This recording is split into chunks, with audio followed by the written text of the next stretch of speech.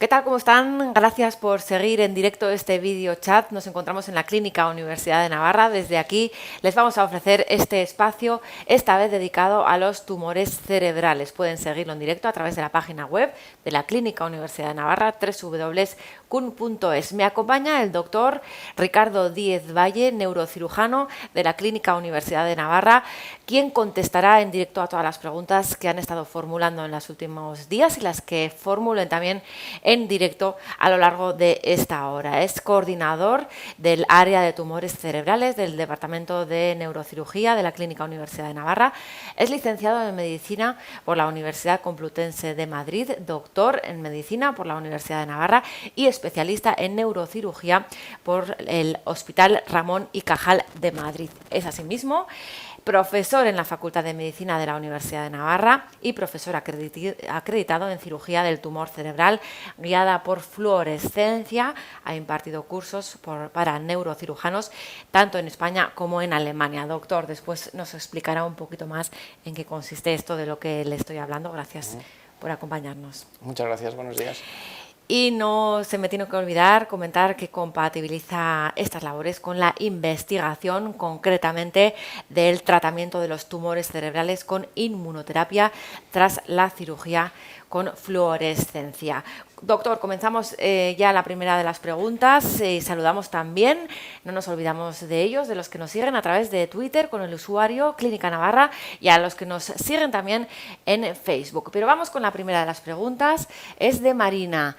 Estoy muy preocupada porque mi hermano, por los síntomas que tiene, el médico de cabecera le ha derivado al neurólogo para descartar cualquier cosa. Y pregunta lo siguiente: ¿los tumores cerebrales malignos y benignos dan los mismos síntomas? ¿Y en qué se diferencian y qué frecuencias presentan unos y otros?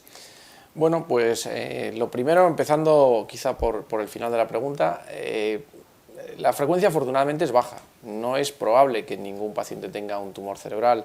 Los síntomas que dan son síntomas relativamente comunes y la mayoría de las veces que alguien se preocupa, y esperemos que ese sea el caso de su hermano, por un tumor cerebral, luego al final no tiene un tumor cerebral, tiene otra cosa. Los síntomas suelen empezar por dolor de cabeza, que es un síntoma mucho más frecuente en los tumores cerebrales, o por algún otro detalle que, lógicamente, en un caso concreto, su médico se lo tendrá que aclarar y lo tendrá que estudiar. Frecuencia, pues menos de un paciente de cada 10.000 al año tiene un tumor cerebral de cualquier tipo. Y entre esos, pues más o menos la mitad son benignos, la mitad son malignos. Realmente es muy variado y en un caso genérico como este, pues lo único que le podemos decir es que adelante, que se estudie cuanto antes y que tendrá una solución la de su caso, pero eso ya depende de lo que acabe saliendo.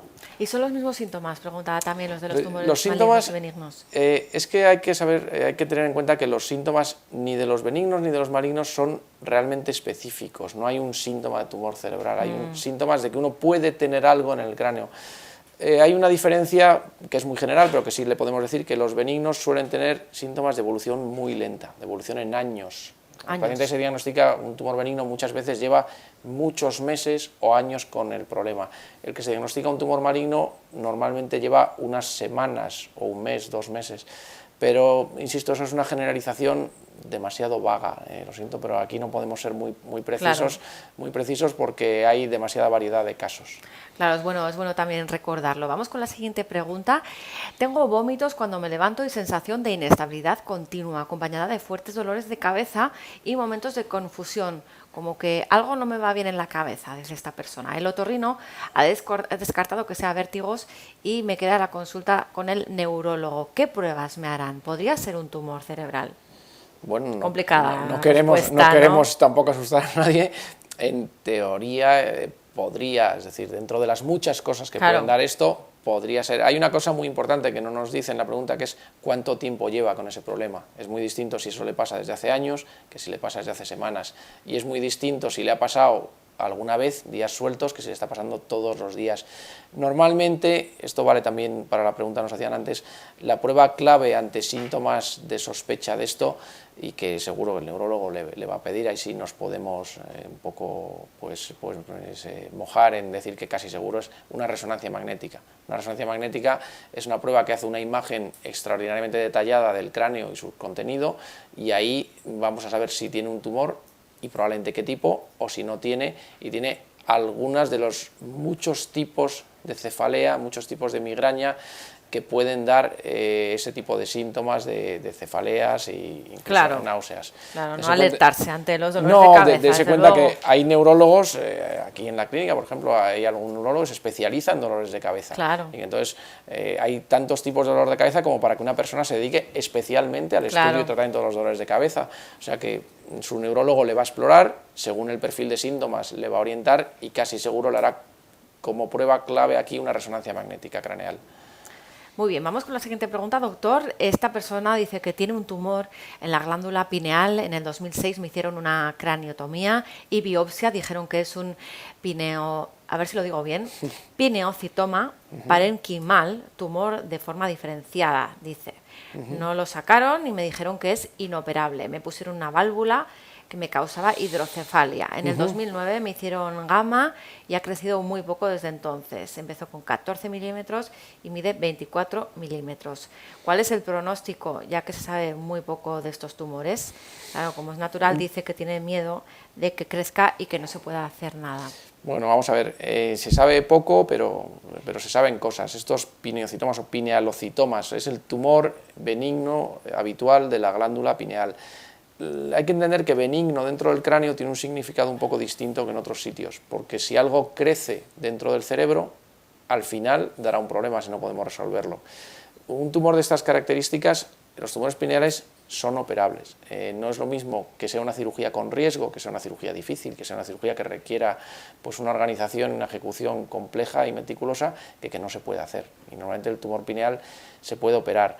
El Gamma Knife que le han dado puede ser una alternativa al tratamiento quirúrgico si consigue frenar el tratamiento del crecimiento del tumor, pero si sigue creciendo, yo creo que habría que ver con detalle ese caso, habría que ver la edad que tiene, si tiene otras enfermedades que impidan hacerlo, pero en principio creo que si crece debería plantearse un tratamiento quirúrgico, asumiendo un riesgo. Cuando decimos riesgo no quiere decir que le vayan a pasar cosas, sino que a lo mejor tiene un 90% de probabilidades de que vaya todo bien, y una probabilidad que puede ser un 5, un 10% de que pasen cosas. No quiere decir que necesariamente vaya a quedar con secuelas, pero yo, si el tumor crece después del Gamma Knife, creo que debería volver a replantearse la opción de extirpar el tumor. En estos casos, ¿qué recomienda usted? ¿Cada cuánto tiene que acudir para controlar si ha crecido o no ha crecido el tumor? Un pinealocitoma, igual que los meningiomas o los neurinomas, tumores muy benignos de crecimiento muy lento, muchas veces es suficiente con controlarlos una vez al año.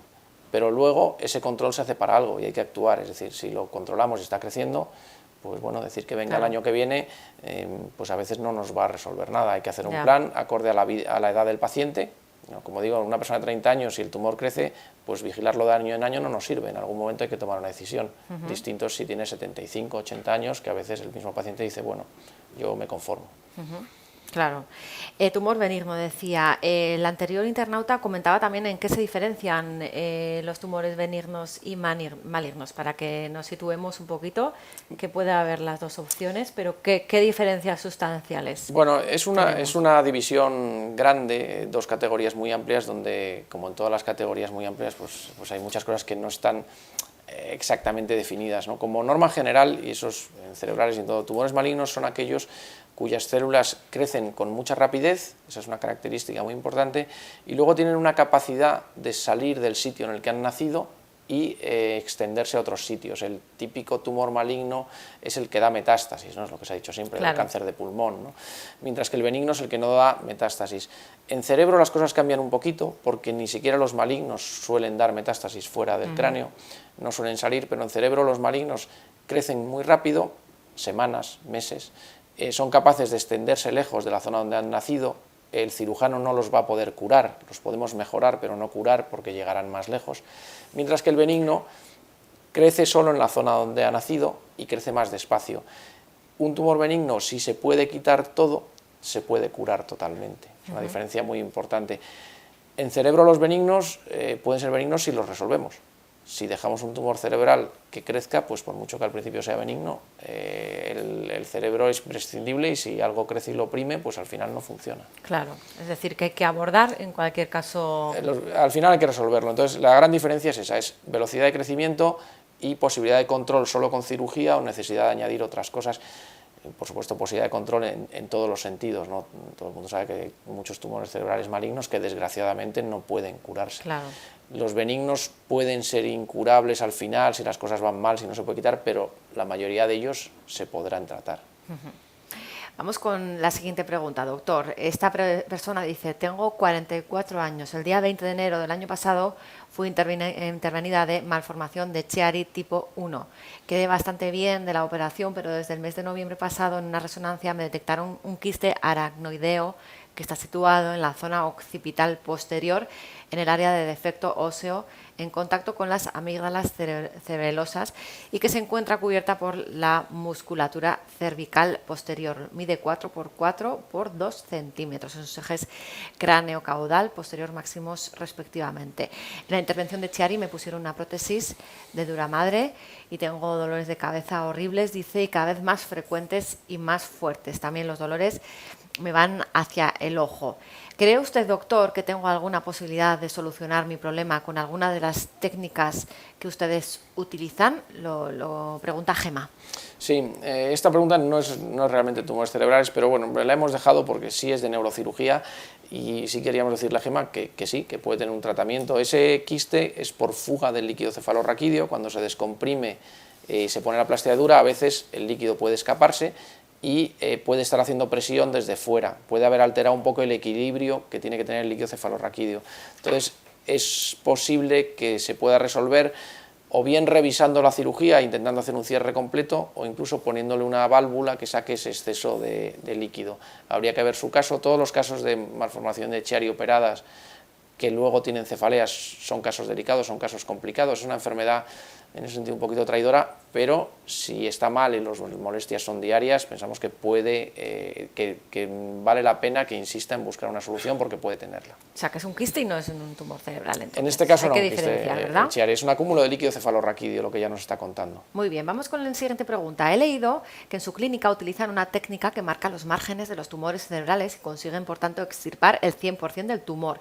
¿Es una técnica exclusiva de la clínica? Pregunta. Mi mujer tiene 44 años y le han descubierto un glioma maligno. ¿Puedo acceder a ella, a la técnica? Pregunta esta persona que nos escribe desde Madrid. Gracias por su pregunta. Sí, vamos a ver, es una técnica que no es exclusiva de la clínica, es una técnica que se inventó, de hecho se inventó en Alemania. Esos cursos de los que se hablaba al principio en la presentación son cursos de formación a los neurocirujanos en esa técnica, porque nosotros tuvimos la suerte de ser de los primeros, de empezar en España y de haber participado.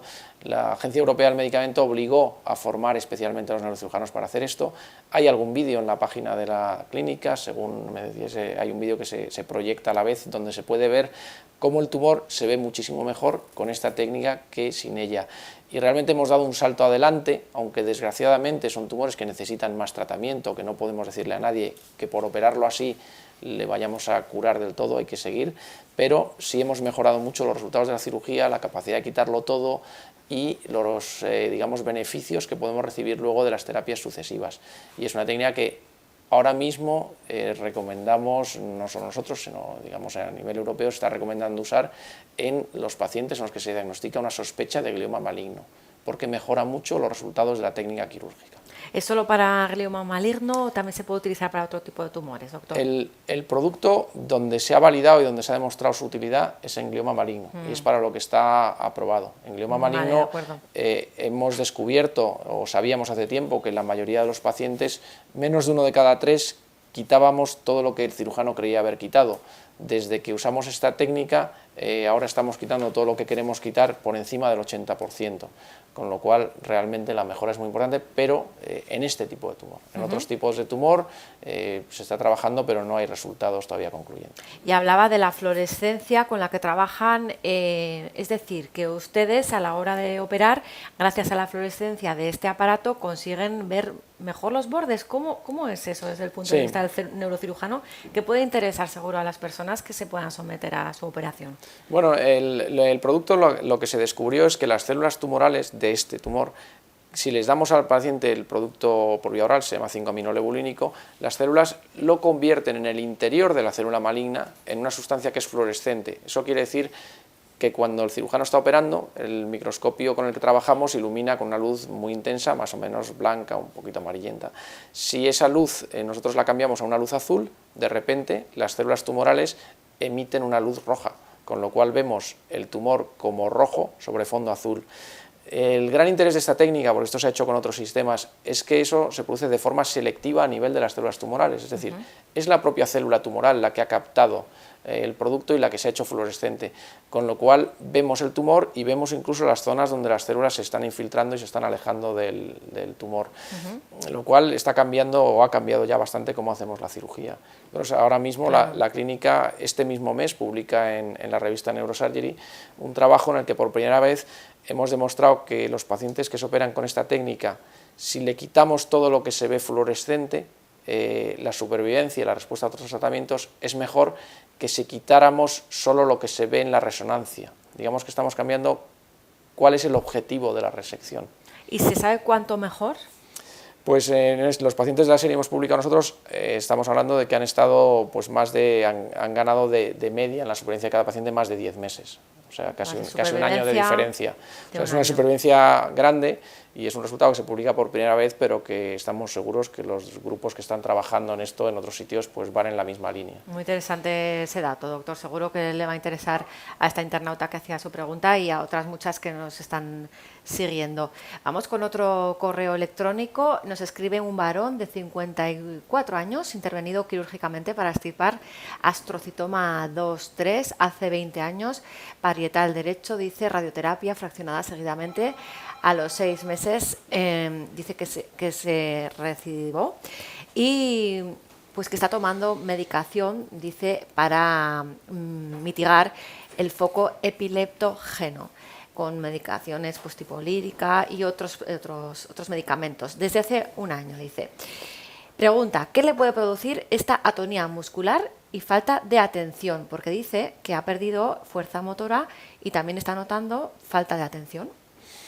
Bueno, esta es una pregunta difícil de resolver con los datos. Nos hablan de que le trataron hace 20 años. Un tumor que tratado hace 20 años podría ocurrir que ese tumor se consiguiera curar, que no haya vuelto a crecer, porque el plazo es muy largo. Los tumores cerebrales, desgraciadamente, estos grados intermedios, 2, que no son medio aparentemente benignos, pero a la larga son traidores, pueden volver a aparecer muchos años después, pero 20 es un poco mucho.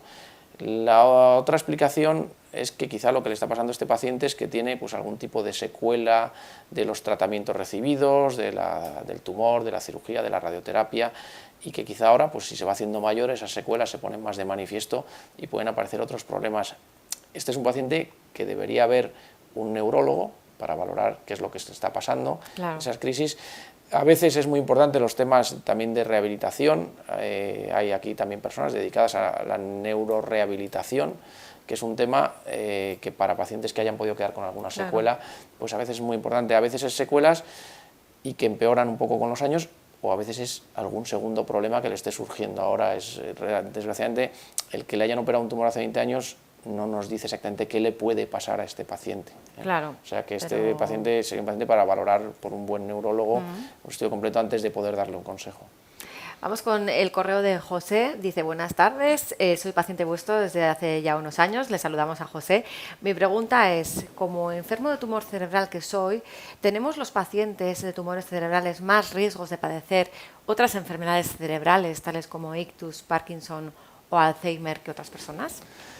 Pues no, en este caso le diríamos que en ese sentido puede estar tranquilo, tienen los mismos riesgos que cualquier otra persona. De hecho, los tumores cerebrales se diferencian de otros tumores en que no se asocian a factores de riesgo, por lo menos que hayamos sido capaces de descubrir en este momento, así como pues es típica la asociación de otros tumores con el tabaco o con algunas enfermedades, los cerebrales no, muchas veces se ven en gente sana, gente que no tiene otros problemas, y en concreto el haberlo padecido no le expone a mayor riesgo de otros problemas. Bueno, o sea que en ese sentido buena noticia, José puede estar tranquilo. Y comentaba que sí que hay asociación entre tumores cerebrales y tabaco, ahora que se está hablando tanto del tema del tabaco, dejar de fumar. No, el tabaco, entre sus múltiples efectos perniciosos, no está la asociación con tumores cerebrales. De acuerdo, vale. Me había O sea parecido... no, entenderle al algo revés, de que a este diferencia, tipo. decía, que a diferencia de otros. Es decir, que Vale. cuando uno tiene un tumor de pulmón, pues enseguida dice, si ha fumado, pues todo el mundo dice, bueno, pues ha sido por eso. Ya. Si no ha fumado, por lo que el famoso tabaco pasivo o por la contaminación de las ciudades. Hay asociación, pero en los cerebrales la verdad es que se lleva muchos años dándole vueltas, pero no se ha conseguido encontrar. Con los cerebrales salió el año pasado la famosa noticia de la asociación con los móviles, Sí. pero que es algo que tampoco se ha demostrado. Se ha buscado y no parece, o si la hay, no es muy fuerte, desde luego. Ajá. Preguntaba precisamente una persona, en mi familia ha habido varios casos con esta enfermedad, es muy duro, dice, ¿hay algún factor que pueda predisponer a padecerlo? ¿Se puede hacer algo para proteger nuestro sistema inmune? Pues desgraciadamente no conocemos factores preventivos, como no conocemos los factores de predisposición, no conocemos los preventivos. Hay unas pocas familias, es algo muy excepcional, en donde el tumor cerebral puede ser familiar. La mayoría de los casos que nos cuentan en la consulta que pues, otro familiar ha tenido un tumor no son familiares, ha tenido cada uno el suyo, digamos, por mala suerte, porque no son ni el mismo tipo. Coincidencia, digamos. Exacto, coincidencia. En las pocas familias en las que sí se diagnostican varios casos del mismo tumor, sí se recomienda hacer un estudio genético, porque hay algunas pocas enfermedades que explican un pequeño porcentaje de los casos de tumor cerebral, y esas familias sí podrían tener un estudio que hacerse, porque cuando aparece no se asocia solo a tumores cerebrales, se asocian a veces a otros tipos de tumores que convendría estar vigilando. Entonces, si hay de verdad varios en una familia del mismo tipo, sería bueno que buscaran una consulta en una persona, en un centro que pudiera hacerles lo que se llama un adecuado consejo genético. Eso es interesante, desde luego, doctor. Y luego lo que preguntaba sobre si hay alguna forma de proteger nuestro sistema inmune. Tampoco tenemos buenas noticias, ¿no? Bueno, nosotros, quiero decir, la inmunoterapia se está utilizando cada vez más en el cáncer en general y en los tumores cerebrales en concreto. Y aquí hemos hecho una línea de tratamiento con inmunoterapia con buenos resultados. Pero no es lo que pregunta el oyente en el sentido de decir, estimular el sistema inmune para que vigile y no nos salga el tumor. Eso no lo hemos descubierto. Lo que estamos trabajando es la gente que ya tiene un tumor, cómo estimular al sistema inmune para que nos ayude en el tratamiento. Sí que ha habido algún internauta que ha preguntado sobre este asunto. Es el caso de este mail que le voy a leer ahora mismo. He oído hablar sobre unas vacunas que administran a los pacientes con tumores cerebrales malignos, como glioblastoma. ¿Cómo están funcionando estas vacunas? ¿Qué requisitos son necesarios para participar en el ensayo? Bueno, pues empezando también por el final. En este momento, desgraciadamente, el ensayo está cerrado. Bueno, no desgraciadamente, quiero decir, los ensayos tienen un tiempo, se reclutan un número de pacientes y luego se concluye. En este ensayo ya no se introducen más pacientes en él porque ya llevamos 1 año y medio de seguimiento del último paciente. Lo que sí, la buena noticia es que los resultados han sido buenos, es decir, estos pacientes han tenido un incremento de supervivencia muy importante. Hablamos de un tipo de pacientes que por su enfermedad tienen lo que se llama una mediana. No es que vayan a vivir todos esos, sino que la mitad de los pacientes van a vivir en torno a 14 meses, es la mediana aceptada para glioblastomas. Los pacientes tratados en este ensayo de inmunoterapia pues han aumentado eso hasta 27, lo cual en tumores malignos es una ganancia muy importante. Tampoco quiere decir que vivan 27, bueno, es decir, hay gente que está en respuesta y que veremos, y veremos hasta dónde llega. Ojalá alguno sea, o alguno o muchos sea para siempre, ¿no? Pero esta inmunoterapia, como otros ensayos parecidos que se están haciendo en sitios del mundo, cada vez más está demostrando que esta estrategia puede funcionar y que es una estrategia que probablemente en los próximos años pues los oyentes vayan viendo se utiliza en más y más tumores. De momento, como decía, desgraciadamente no hay ensayo. Bueno, se pueden hacer pequeños tratamientos, casos individuales se pueden estudiar, pero como ensayo no está abierto. De cualquier forma, si ya tienen esos resultados preliminares, ¿significa que las investigaciones van por el buen camino? Sí, por supuesto. Es decir, en investigaciones que no den resultado, hay muchísimas más que investigaciones que den resultado. En tumores como el glioblastoma, pues podemos hablar de que en los últimos 40 años, desde que se empezó un poco los tratamientos en serio y a probar la quimioterapia, se han aprobado 3 tratamientos. Probablemente se hayan probado cientos, lo cual quiere decir que menos de 1 de cada 100 funciona. Cuando se hace un ensayo sobre un tumor que no tiene tratamiento eficaz y se consigue beneficio, es una excelente noticia y seguro que se va a seguir en esa línea. Esta es una línea que ahora mismo está en desarrollo. Lo que pasa es que a veces pues la regulación es muy complicada, la financiación de los ensayos grandes es muy complicado, a veces para el usuario, a veces para nosotros mismos. Es difícil de Complicado comprender entender, sí. lo despacio que progresamos, incluso después de tener un resultado bueno.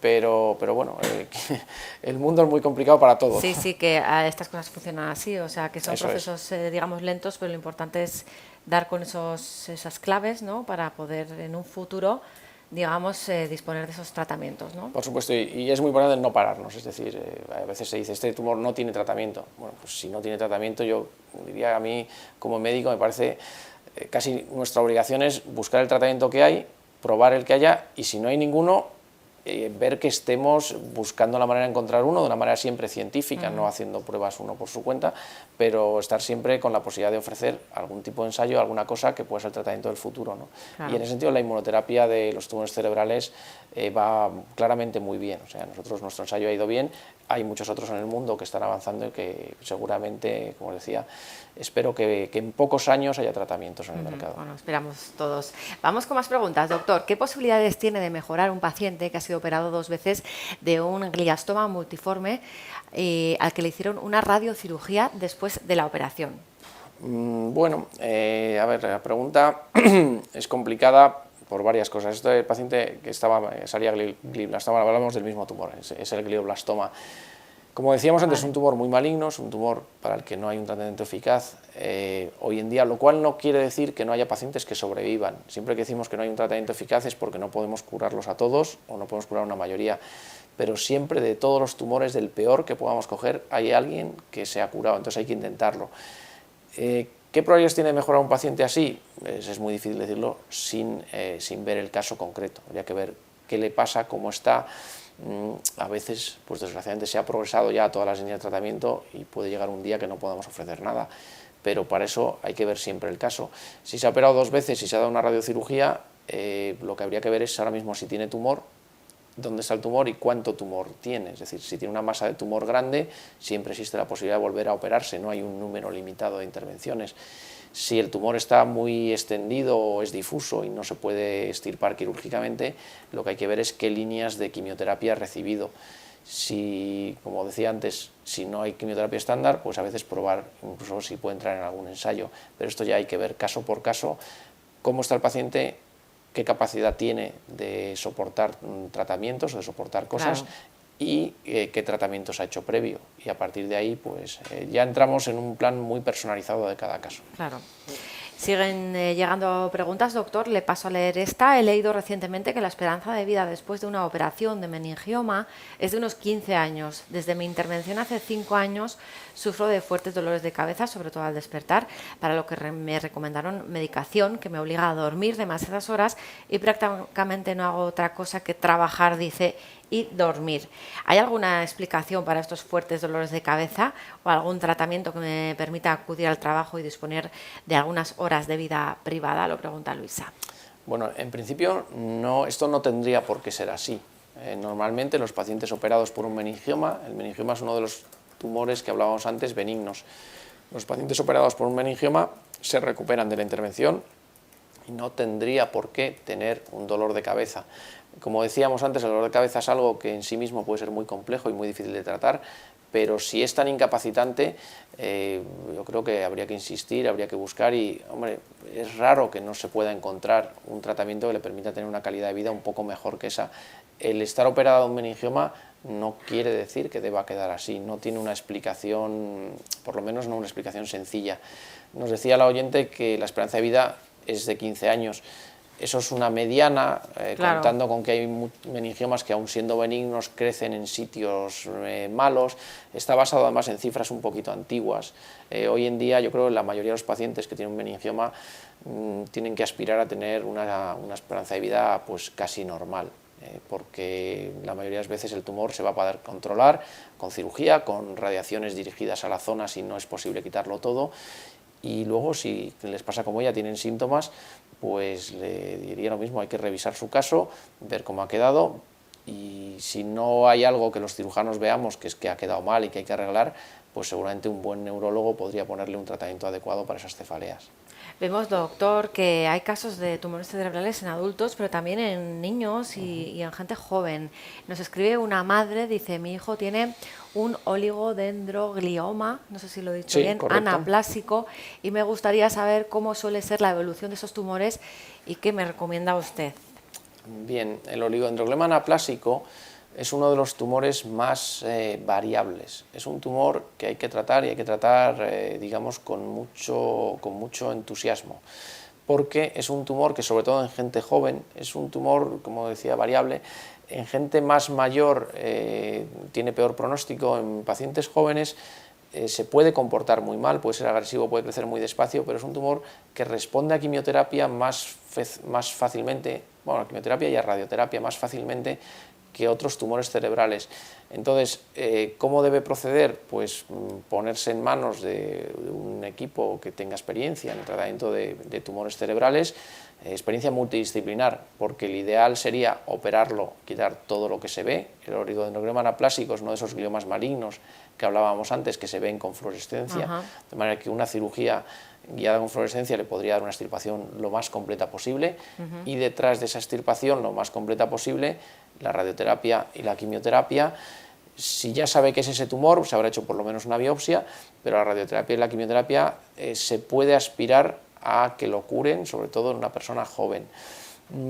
Si ya ha hecho tratamientos, ya ha fracasado, no nos dice en qué estado está, pues a veces, claro, las cosas no son como nos gustarían y a veces hay gente que ha ido mal con la quimioterapia, pero yo, si es un paciente joven y con esta histología, no tiraría la toalla. Es un paciente que hay que insistir en apurar tratamientos, porque siendo un glioma maligno, es de los que sabemos que hay bastantes pacientes que han sobrevivido ahí. Bueno, pues es una buena noticia también, doctor. Otra pregunta. Mi madre tiene cáncer de mama y le van a operar dentro de 2 semanas, pero tenemos miedo de que le dé metástasis al cerebro. ¿Con qué rapidez se desarrollan estas metástasis? Y pregunta, ¿son más agresivos o menos los tumores cerebrales metastásicos de mama?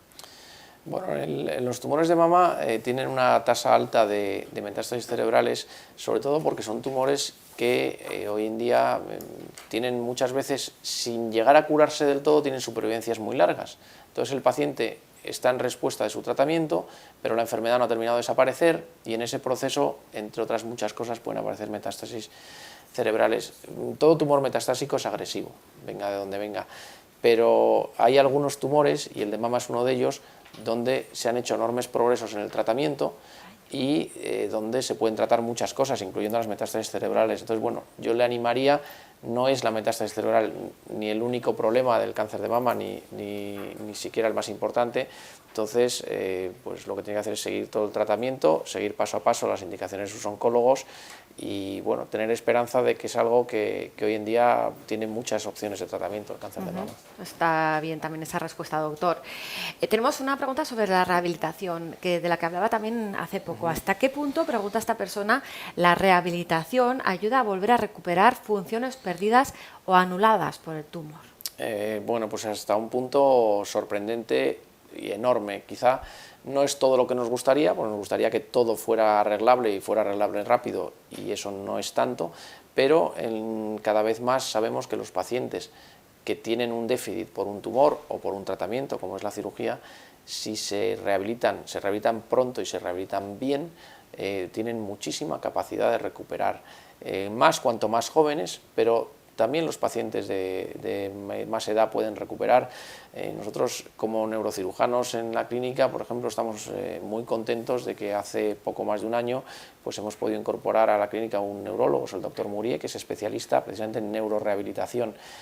A mí me da mucha tranquilidad saber que si hay que quitarle a un paciente un tumor en el que hay que arriesgar, y arriesgar quiere decir que a lo mejor sale con un déficit, si no le quito el tumor, no hace el déficit, pero lo hará después. Claro. Si le quito el tumor, a lo mejor hace el déficit.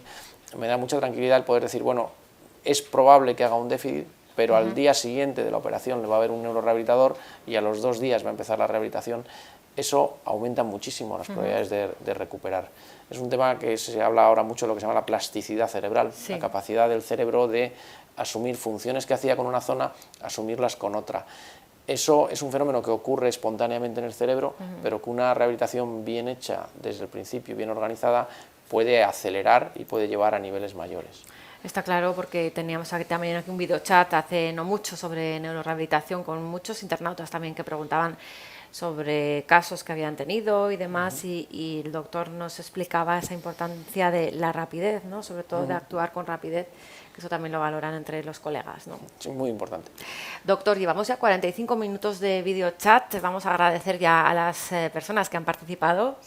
Vamos a quedarnos con la última pregunta, es sobre investigación. Aparte de la inmunoterapia, ¿en qué están investigando en la actualidad en la lucha contra los tumores cerebrales? Bueno, hay montones de líneas, por decirles quizá la que para mí es más original y en la que yo ahora mismo tengo más interés, digamos, intelectual, la que le veo más opciones. Esperamos abrir, quizá incluso el próximo mes, un mes, 2 meses, un ensayo con un virus, lo que se llama un adenovirus modificado, en el que lo que se ha hecho es modificar la genética del virus para que ataque solo a células tumorales en vez de a las normales y se reproduzca en las células tumorales, pero no en las normales. La idea es que ese virus, si lo inyectamos en el cerebro, en el tumor del paciente, con un tumor cerebral, va a crecer y va a matar esas células sí y las otras no. Parece ser que además de matar las células, por los datos que tenemos, hay una persona muy dedicada aquí a la investigación, la doctora Alonso, tiene un laboratorio sobre esto, que nos muestra datos que dicen que además de matar a las células tumorales, puede matar a las que se llaman células madre del tumor, las que la están manteniendo.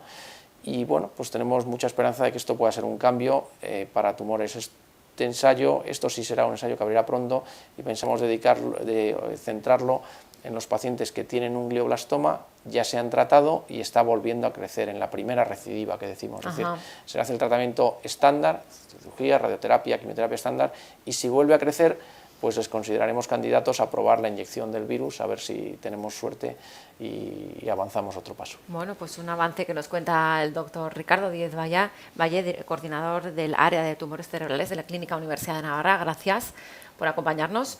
Un placer.